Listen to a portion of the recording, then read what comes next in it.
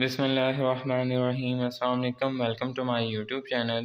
Viewers, آج کے اس video میں ہم جاننے کی کوشش کریں گے کہ احادیث کی روشنی میں دعا کی قبولیت کے کون سے اوقات بتائے گئے ہیں جن اوقات میں دعا کرنے سے دعا رد نہیں ہوتی۔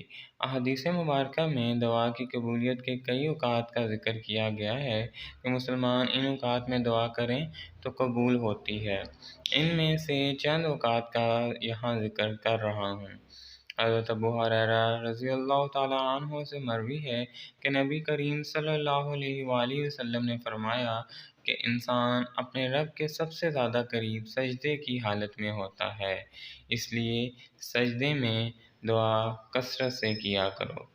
حضرت سہل بن سعد رضی اللہ تعالیٰ عنہ سے روایت ہے کہ رسول کریم صلی اللہ علیہ وآلہ وسلم نے فرمایا، دو دعائیں رد نہیں کی جاتی، ایک اذان کے وقت اور دوسرا بارش کے وقت۔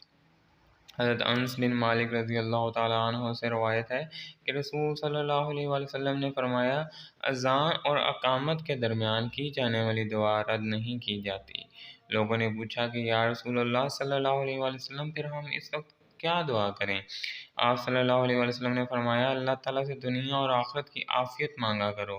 حضرت ابو ہریرہ سے روایت ہے کہ رسول صلی اللہ علیہ وآلہ وسلم نے فرمایا، جب امام آمین کہے تو تم بھی آمین کہو، کیونکہ جس کی آمین فرشتوں کی آمین کے موافق ہو جائے گی تو اس کے پچھلے گناہ معاف کر دیے جائیں گے۔ سبحان اللہ۔ جب امام غیر المغضوب علیہم ولا الضالین کہے تو تم آمین کہو، اللہ تمہاری دعا قبول کرے گا۔ حضرت ابو امامہ سے روایت ہے کہ رسول اللہ صلی اللہ علیہ وآلہ وسلم سے پوچھا گیا کہ کون سی دعا زیادہ قبول ہوتی ہے؟ آپ صلی اللہ علیہ وآلہ وسلم نے فرمایا، رات کے آخری حصے میں اور فرض نمازوں کے بعد مانگی جانے والی دعا۔